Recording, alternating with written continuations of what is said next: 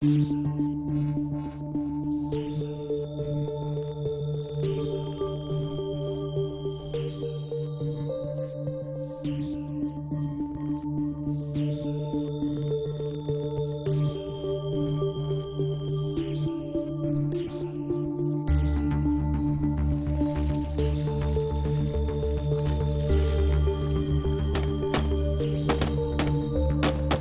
le champ de tir principal du camp, TC1, TC2, c'est un champ de tir aux armes légères infanterie.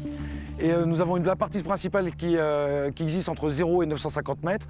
Et vous pouvez remarquer juste derrière moi, vous avez une route qui va devenir la route centrale de deux champs de tir, puisque la partie gauche actuellement est aménagée, on a fait une coupe de bois, pour pouvoir faire un deuxième champ de tir de même ordre, c'est-à-dire 0,950 mètres, mais qui sera un champ de tir combat et qui restera en herbe. Il y aura quelques aménagements qui seront faits, où là, ça sera un peu d'intervention humaine, je dirais, sur ce site, mais ça se limitera vraiment au juste nécessaire, c'est-à-dire la mise en place de 3 bus, parce qu'on n'a pas le droit d'intervenir sur les cours d'eau. Donc on va faciliter le passage, je dirais, des animaux, surtout les batraciens qui sont sur site. Donc on mettra une bus de 800 qui permettra aux animaux de pouvoir passer.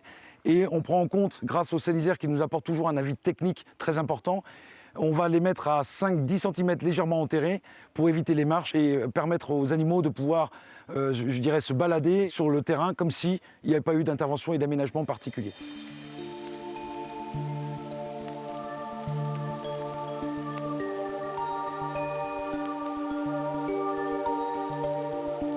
Notre implication en fait en tant que naturaliste et puis en tant qu'écologue sur un camp militaire, c'est pas forcément quelque chose d'évident.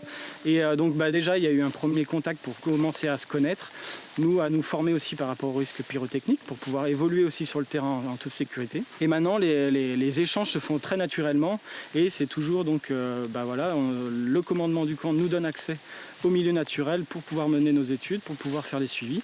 Et inversement, nous on apporte des éléments pour améliorer la gestion du camp, tout en respectant l'usage militaire, donc les activités militaires. Dans les camps militaires, il y a des zones de sécurité.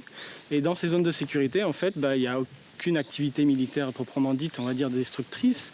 Et c'est interdit à la pénétration humaine ou civile extérieure au camp. Et donc en fait, dans ces zones un peu tampons, on va dire entre le territoire extérieur du camp et le camp lui-même, on va retrouver une nature en fait préservée depuis très longtemps, parce que ici le camp existe depuis le 19e siècle.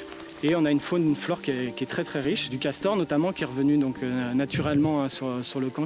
Et rajouter à ça en fait la présence d'étangs historiques avec des habitats prioritaires au niveau européen pour la conservation qu'on appelle les gazons amphibies. Il y a un certain nombre aussi d'insectes, notamment les libellules. Il y a des libellules très rares qu'on va retrouver donc, sur ces étangs. Donc là, on est toujours sur l'étang du Grand Vienne, où le castor est revenu naturellement. Et donc là, on va aller voir un barrage qui a été construit, je pense l'année dernière, à l'aval de l'étang. Donc là, en fait, on arrive donc sur le fameux barrage du castor qu'il a construit sur le ruisseau en fait, qui part du Grand Vienne. Et donc c'est un barrage qui fait plus d'1 mètre de haut, qui permet en fait de stocker de l'eau. Et en fait, ça lui sert pour se nourrir notamment et puis pour se reproduire. Donc en fait, il va venir couper en fait, les arbres en berge. Les arbres vont tomber dans l'eau et en fait, il va pouvoir se déplacer dans le bassin qu'il a créé pour aller manger les feuilles, l'écorce, etc. pour se nourrir. Et ça lui permet aussi donc, de pouvoir faire sa hutte, on va dire, dans la berge.